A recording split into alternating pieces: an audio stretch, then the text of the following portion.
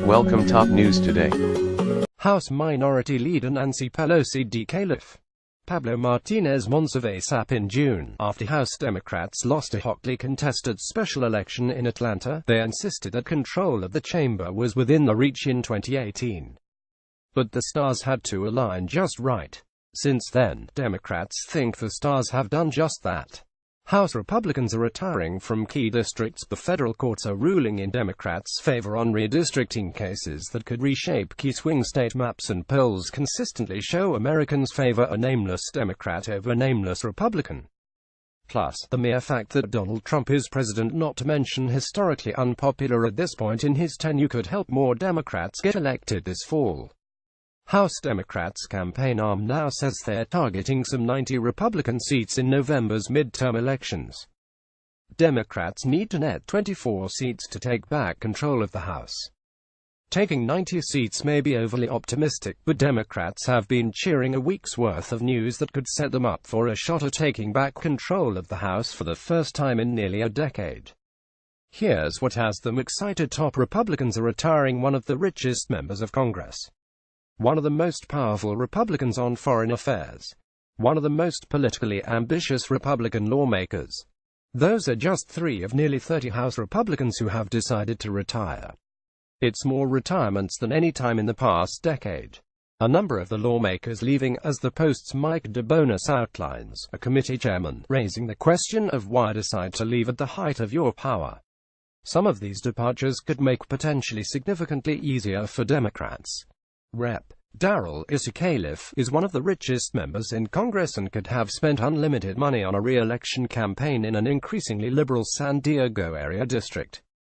But now that he won't be running for re-election, Democrats have a serious shot at flipping his seat.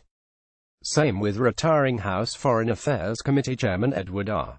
Royce Calif, who is leaving one of the most pro-Hillary Clinton Republican-held districts in the nation after holding it for more than 30 years. House Foreign Affairs Committee Chairman Rep. Edward R. Royce R. Calif. J. Scott Applewhite. Democrats are killing it in polling right now. If you had to choose right now between electing a Democrat or a Republican to Congress, even if you didn't know their names, who would you choose? In a series of polls that have asked this over the past month, voters say they choose a generic Democrat over a generic Republican by 13 points. That's more than double what election forecasters say Democrats need to be polling right now to take back the House. Republicans seized control of the House in 2010 when polling showed voters favored them in this same scenario by just 6 points. Judges are ruling in the favor on redistricting. In 2010, Republicans won control of state legislatures and governors' mansions across the country, thus had the power to draw congressional and state legislative districts. But now courts are ordering Republicans to redraw more nonpartisan maps, just in time for the 2018 election. A federal court just forced North Carolina lawmakers to redraw the lines of all 13 congressional districts to make them more nonpartisan. It was the first time that a federal court struck down a congressional map for partisan gerrymandering as opposed to racial gerrymandering. The Supreme Court will soon decide on a similar partisan redistricting case involving Wisconsin's state legislature, and another case in Pennsylvania is pending. If this line of litigation is successful, Democrats could have an opening to challenge maps across the country in time for 2018.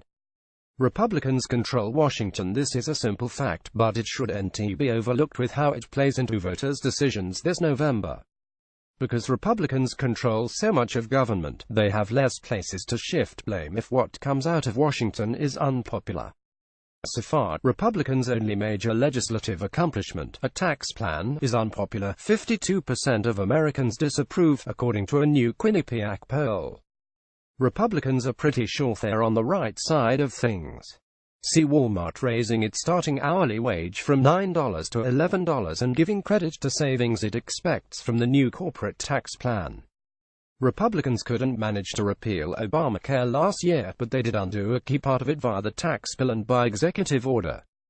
Healthcare experts predict those actions could spike premiums for some people, putting Democrats in a position to blame Republicans for people's health care, too. Even an executive order such as ocean drilling could endanger House Republicans. It's turning out to be unpopular among a bipartisan group of lawmakers, and many of the most vulnerable Republicans are trying to run for re-election in coastal states.